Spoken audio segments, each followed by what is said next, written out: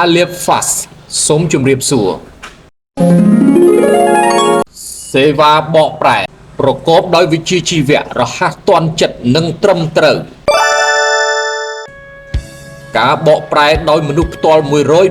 100% នេះជាកម្រងវីដេអូរៀបរាប់ពីឈ្មោះឬប្រភេទឯកសារដែលចាំបាច់ត្រូវបកប្រែសម្រាប់គ្រួសារ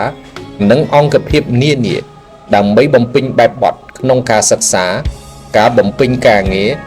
និងការប្រកបមុខរបរជាមួយដៃគូបរទេសដែលបានរៀបចំទុកតាមវិស័យនីមួយៗនៅក្នុងប្រទេសកម្ពុជាលោកអ្នកដែលចង់ដឹងពីប្រភេទឯកសារទាំងនោះសូមចូលទៅមើលបញ្ជីពន្យល់ណែនាំតាមភាគបន្តបន្ទាប់ដែលត្រូវបានរៀបចំទុកសម្រាប់សាកសួរនិងរុករកតាមតម្រូវការនៅពេលណាមួយប្រភេទឯកសារដែលបានរៀបចំតាមលំដាប់លំដោយនិងតាមវិស័យទាំង35ដើម្បីកុំឲ្យខកខានពីមាតិកាថ្មីៗសូមចូលទៅកាន់ Channel Mahalip Fast និង website របស់ក្រុមហ៊ុន Mahalip Fast Translator សម្រាប់ទូរស័ព្ទដៃសូមចុចលើ Subscribe ហើយចុចលើរូបកណ្ដឹងនោះលោកអ្នកនឹងឃើញពាក្យនៅលើអេក្រង់បញ្ជាក់ថា You'll get all notification សម្រាប់ Computer សូមចុចលើ Subscribe